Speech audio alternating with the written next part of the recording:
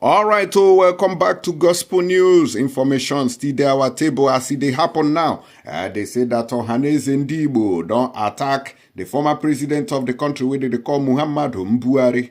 Ohaneze Ndigbo youth lambast Buhari for considering assassination of Nnamdi Kanu, describe ex-president as chronic tribalist. Now waiting they carry enter inside the team be that to Buhari we don't come on for chiche.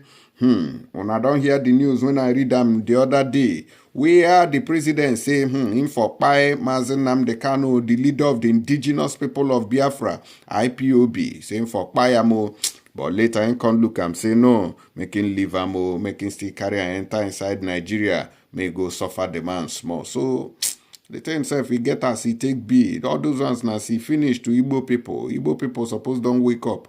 And I make Ohaneze Ndigbo youth department come the court chain they give the president now. Now they say that gunmen has defied curfew by over 20 residents.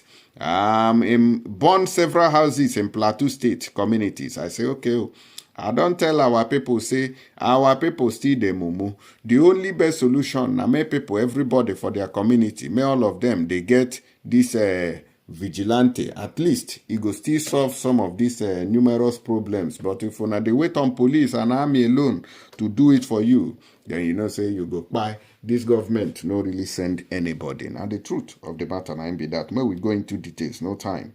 Now, they say that the Apex Igbo Sociocultural Youth Organization of Ndigbo worldwide, Ohaneze Ndigbo Youth Council, OYC, has said the revelation of Mr. Femi Adesina days ago that former President Muhammadu Buhari considered the Kpai of Nnamdi Kanu should shock the conscience of not only Nigerians but that of Britain and the international community. Additionally, a former special advisor on media and publicity to ex-President Buhari disclosed in his new book that the then president opted for the rendition of Nnamdi Kanu, the leader of the indigenous people of Biafra, IPOB, when his administration could have assassinated him.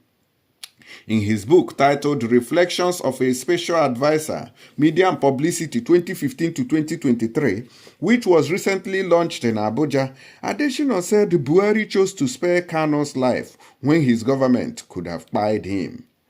The secessionist leader has been agitating for the separate state of Biafra. According to the former presidential aide, Buhari disclosed this during a meeting he had with a delegation of some Igbo elders who had pleaded for the release of Kanu following his extraordinary rendition and detention in custody of the Department of State Services (DSS) Nonima Abuja. In the past 6 years, I have developed a system in which I don't interfere with the judiciary, Adesina quoted Buhari as saying.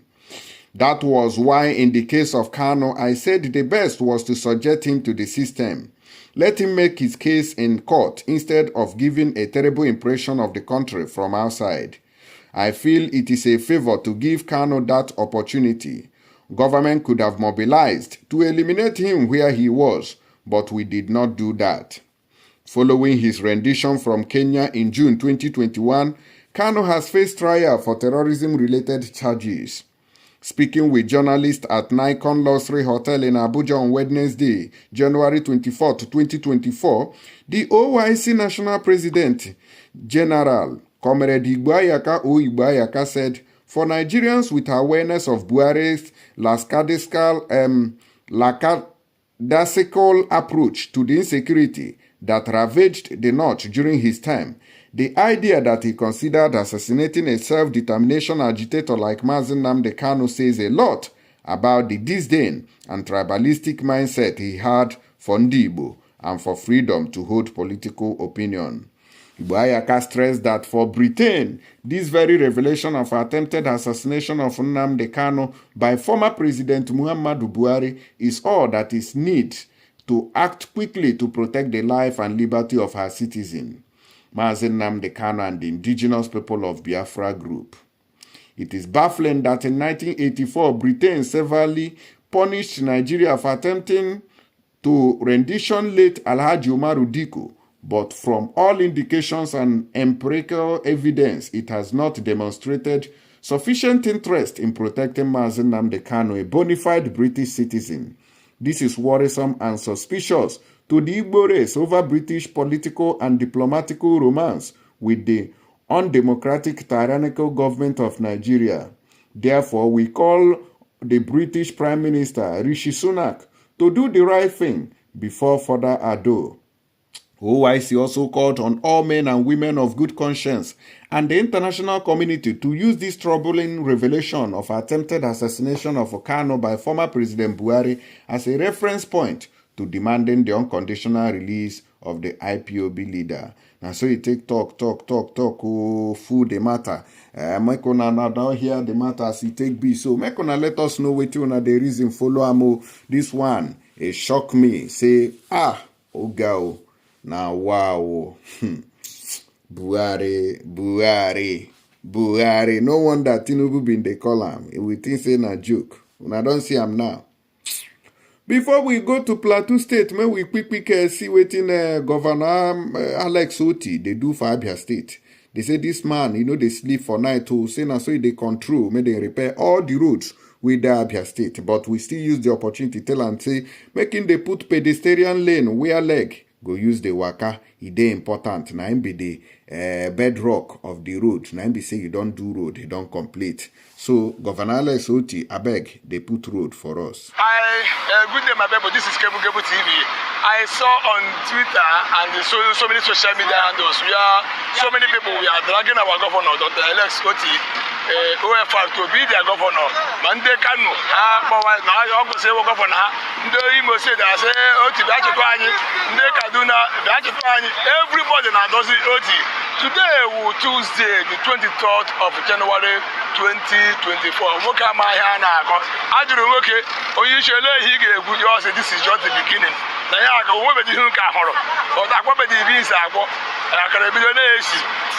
Tuesday, the 23rd of January 2024, and the next Chairman Oti, up here, on the Morono State Road, the Euro Federal Road, road, along our waterside bridge, you can see men are firing an ox cylinder. And the Ashma, the here I watch Kebu TV, and I tell you what, I love you all. Come on and invest.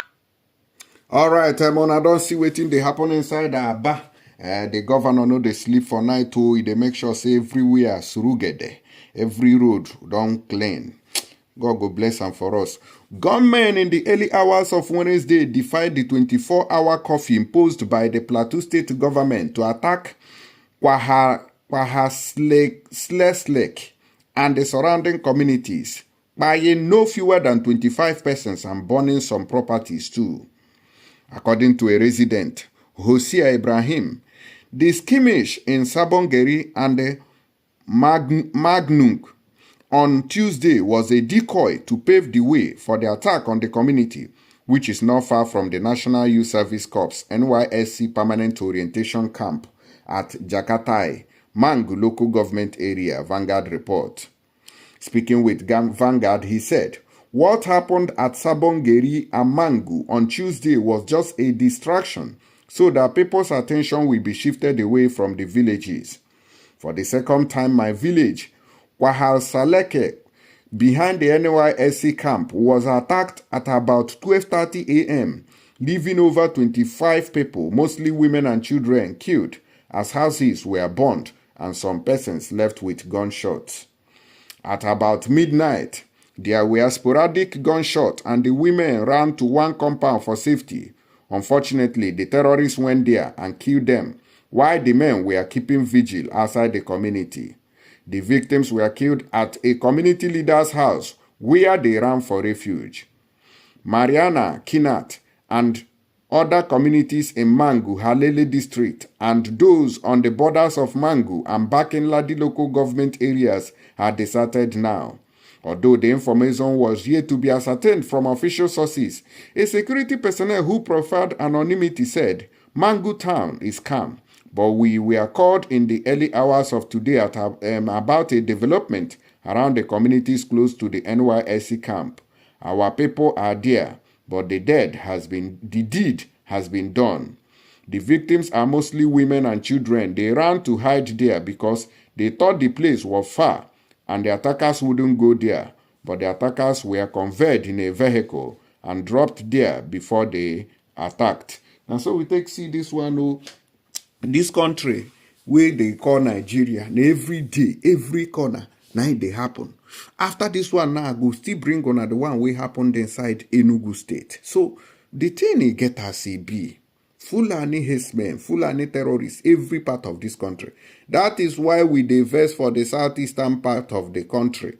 We be say they get ESN there when Nnamdi Kanu form. They will still have this one when Simon Ekpa don't fall, where they call Biafra Army. But yet, they still they come all those communities, they Kpai people. So where are these people who now they claim say so don't form up and down? I beg, make we go another news. Make I go bring on the one where they happen inside the Aguamede in Enugu State, so that on go use on eyes they confirm with we they talk. I don't tell people say make sure say on security and vigilantes in your village say they get many equipment where they go take the fight these terrorists. People they look like saying a joke. Oh yeah, nah.